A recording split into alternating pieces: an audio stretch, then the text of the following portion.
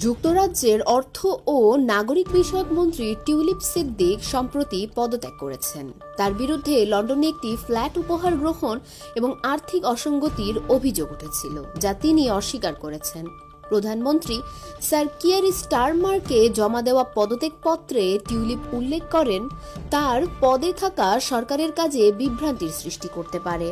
Tulip সিদ্দিকের পদত্যাগের পর প্রধানমন্ত্রী স্টারমার এক চিঠিতে দুঃখ প্রকাশ করে তার কাজের প্রশংসা করেন এবং ভবিষ্যতে তার জন্য দরজা খোলা থাকবে বলে উল্লেখ করেন।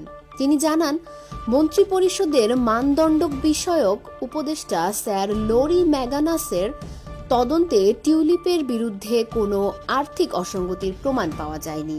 টিউলিপ সিদ্দিকের বিরুদ্ধে অভিযোগের মধ্যে ছিল লন্ডনে একটি ফ্ল্যাট উপহার গ্রহণ, যা তিনি পূর্বে অস্বীকার করেছিলেন।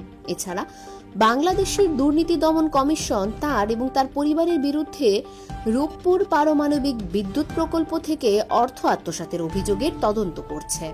বিরোধী দল কনজারভেটিভ পার্টি টিউলিপের পদত্যাগের দাবি জানান, কারণ তার উপর যুক্তরাষ্ট্রের দুর্নীতি প্রতিরোধের দায়িত্ব ছিল, অথচ তার নামেই দুর্নীতিতে রয়েছে।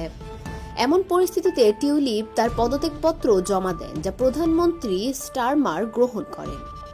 টিউলিপ সিদ্দিক 2015 সালের উত্তর লন্ডনের হ্যাম্পস্টেড অ্যান্ড হাইগেট আসন থেকে এমপি নির্বাচিত হয়েছিলেন। তার খালা বাংলাদেশের সাবেক প্রধানমন্ত্রী শেখ হাসিনা, যিনি গত বছর ক্ষমতাচ্যুত হয়ে ভারতে পালিয়ে যান। টিউলিপের পদত্যাগের পর প্রধানমন্ত্রী স্টারমার তার প্রতি সমর্থন প্রকাশ করেছেন এবং ভবিষ্যতে তার জন্য সুযোগ খোলা থাকবে বলে জানিয়েছেন।